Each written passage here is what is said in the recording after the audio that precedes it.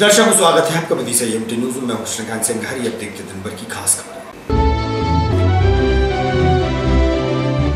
केंद्रीय सामाजिक न्याय एवं अधिकारिता मंत्री वीरेंद्र कुमार आए विदिशा सर्किट हाउस में की पत्रकार वार्ता। पार्टीजन रहे मौजूद।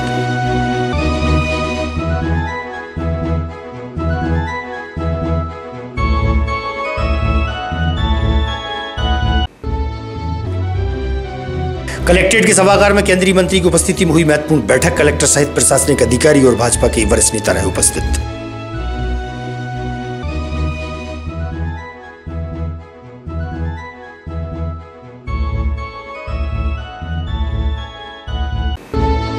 और शनिवार को हनुमान जयंती मनाई जाएगी धूमधाम से। रंग स्थित श्री हनुमान मंदिर पहुंचेंगे बड़ी संख्या में भक्त श्रद्धालु। मंदिर के महंत ने प्राचीन मंदिर पर डाला प्रकाश।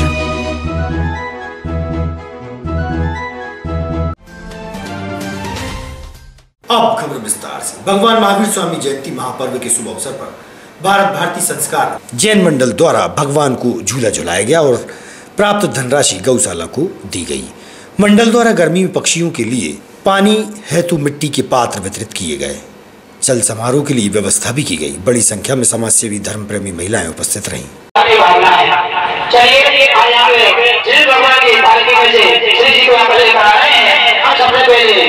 अभिषेक करेंगे, महावीर की पूजा करेंगे। इसके बाद केंद्रीय सामाजिक न्याय एवं अधिकारिता मंत्री डॉक्टर वीरेंद्र कुमार विदिशा आए, जहां सर्किट हाउस में प्रशासनिक अधिकारियों सहित भाजपा के वरिष्ठ नेता मुकेश टंडन व पार्टीजन उपस्थित रहे। सभी से उन्होंने मुलाकात की और अन्य कार्यक्रमों में शामिल हुए। वहीं श्री हरि वृद्धाश्रम में समाज सेवा को बढ़ावा देने के लिए श्री हरि वृद्धाश्रम द्वारा निर्मित योजना सामाजिक पर्यटन योजना का लोकार्पण केंद्रीय मंत्री डॉक्टर वीरेंद्र कुमार द्वारा किया गया। रिसर्च करने के लिए स्टूडेंट्स आते हैं, अब उन्हें बाहर से आ रहे हैं, उनके लिए ठहरने की व्यवस्था, खाने की व्यवस्था, तो ये एक कक्ष जो किया गया। यहाँ आने पर जब श्री हरि वृद्धाश्रम की व्यवस्थाओं को मैंने देखा, यहाँ रहने वाले सभी बुजुर्गों से मिलने का जो सौभाग्य प्राप्त हुआ, तो कितनी सेवा भावनाओं के साथ में न केवल इस वृद्धाश्रम का संचालन किया जा रहा है, बल्कि पुनर्वास की गतिविधियों को भी उतनी ही आत्मीयता से बढ़ाया जा रहा है। ऐसे क्षण आते हैं जब उसको वृद्धावस्था के दौर से गुजरना पड़ता है। ऐसे बुजुर्ग जिनके परिवार में कोई बेटा नहीं, बेटी नहीं है, परिवार का कोई सदस्य नहीं है, उनके लिए श्री हरि वृद्धाश्रम जैसे संस्थान वास्तव में देश में एक मॉडल के रूप में अपनी पहचान बनाकर जिस दिशा में काम कर रहे हैं वो बहुत सराहनीय है। और ये बच्चे संपन्न घरों के हैं, उन्हें कानूनी कार्रवाई से भरण पोषण कानून के तहत यहाँ से 350 से अधिक बुजुर्ग हैं, उनका पुनर्वास अभी तक संस्था के द्वारा सर कराया जा चुका है। आदरणीय सर, एक विशेष बात और होती है, आपने सुना होगा कि अंतर राज्यों से कई बुजुर्ग हमारे यहाँ भटक के यहाँ पर आ जाते। कलेक्ट्रेट के सभागार में केंद्रीय मंत्री वीरेंद्र कुमार की उपस्थिति में महत्वपूर्ण बैठक का आयोजन हुआ। इस मौके पर कलेक्टर उमाशंकर भार्गव, भाजपा वरिष्ठ नेता मुकेश टंडन, जिला पंचायत सीयू सहित जिले भर के प्रशासनिक अधिकारी उपस्थित रहे। वहीं केंद्रीय मंत्री का स्वागत और सम्मान भी हुआ। एसडीएम गोपाल वर्मा व सामाजिक न्याय विभाग के अधिकारी कर्मचारी उपस्थित रहे। बैठक के दौरान विधायक शशांक भार्गव भी शामिल रहे और केंद्रीय मंत्री का उन्होंने स्वागत किया। कन्वर्जेंस, कोलैबोरेशन एंड कंपटीशन, ये 3 C के माध्यम से इसकी रचना की गई थी। कन्वर्जेंस, जितनी भी सेंट्रल और स्टेट की स्कीम्स है इनको कन्वर्ज करके इसको चलाया जा रहा है। कोलैबोरेशन, इसमें परिचय जिलाधिकारी अमृता आपसे शुरू करते हैं। सर को परिचय। नमस्ते सर, मेरा नाम अमृता है, मैं ड्यूटी कलेक्टर हूँ। हम आज की इस बैठक में माननीय विधायक श्री शशांक श्री कृष्ण भार्गव जी का भी हम स्वागत करते हैं। सर, मैं नरेंद्र अवस्थी, जिला संयोजक आदिम जाति कल्याण। नमस्कार सर, संतोष सालवे, EPHE के बीच में है। विदिशा आकांक्षी जिला है और माननीय मंत्री जी आज हम लोग बीच में एक समीक्षा बैठक में यहाँ पर हैं कि आकांक्षी जिले में क्या क्या कार्य हम लोगों ने किए हैं, चाहे वो किसी भी निर्माण विभाग से संबंधित हो या अन्य विभागों से संबंधित हो, और आगे क्या क्या कार्य होने वाले हैं। मैं माननीय मंत्री जी का जिला प्रशासन की ओर से बहुत बहुत स्वागत करता हूं।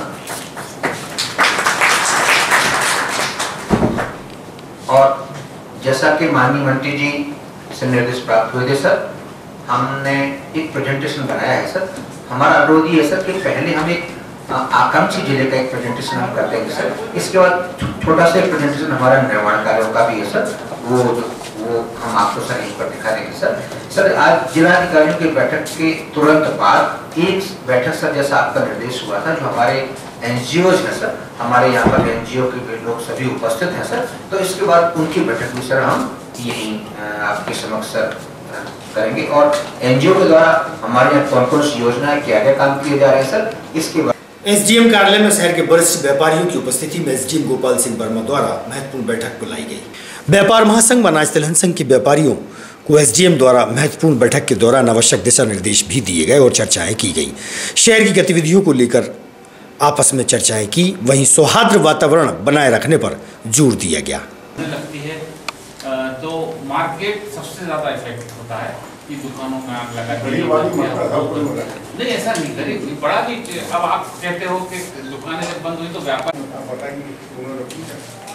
इसके बाद वो फॉर्म इसके बाद 25,000 में देना पड़ेगा, उस औरत को 25,000 में देना पड़ेगा।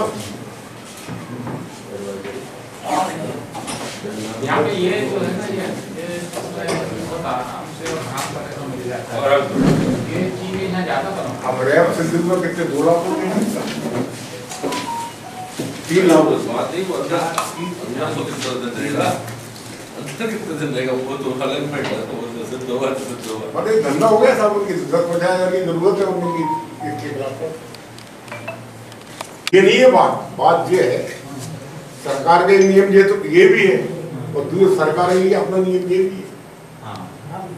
अगर 2 तरह के केंद्रीय मंत्री डॉक्टर वीरेंद्र कुमार द्वारा सर्किट हाउस में पत्रकार वार्ता का आयोजन किया गया, जहां वह पत्रकारों से रूबरू हुए और उनके सवालों के जवाब दिए। सामाजिक न्याय पखवाड़ा के रूप में मनाया जा रहा है, जिसमें केंद्र सरकार के सभी मंत्रीगण, राज्य सरकार के सभी मंत्रीगण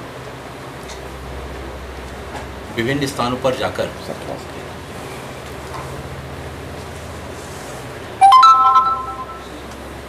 केंद्र सरकार की जो योजनाएं हैं,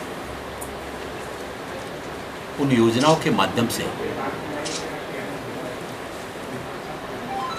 गांव-गांव जाकर अलग अलग तिथियों में जो कार्यक्रम निर्धारित हुए हैं, प्रधानमंत्री आवास योजना को लेकर, आयुष्मान भारत योजना को लेकर, जल जीवन मिशन को लेकर, फिर हमारे अनुसूचित जाति वर्ग के लोगों के बीच की योजनाओं को लेकर, अनुसूचित जनजाति वर्ग के लोगों की योजनाओं को लेकर, ऐसी सारी योजनाओं के लिए हर दिन एक दिन कार्यक्रम बनाया गया है।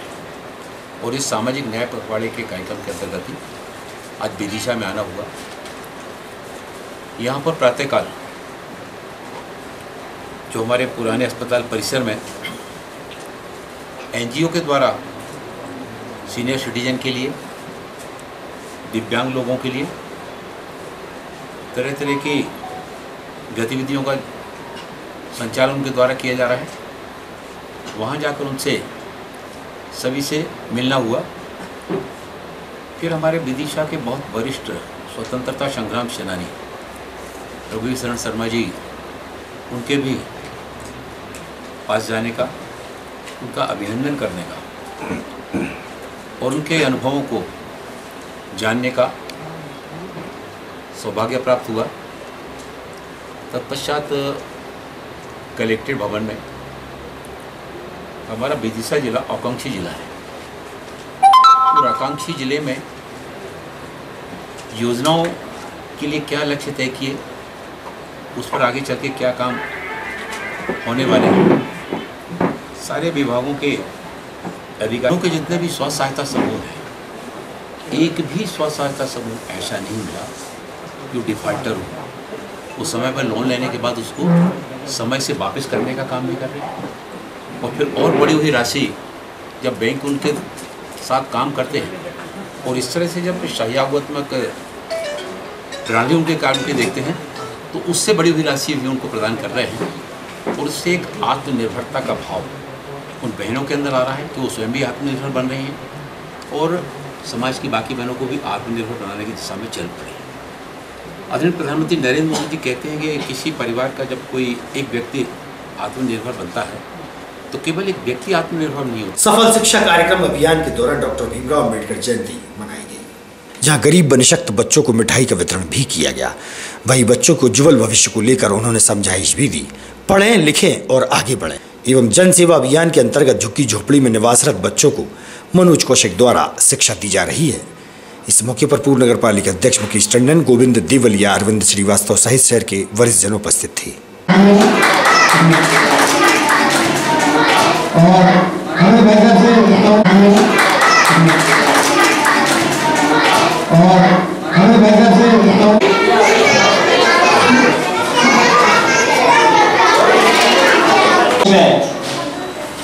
इस विदिशा शहर के एक बड़े समाज सेवक सम्मानीय गोविंद देवलिया साहब यहाँ पर मौजूद हैं।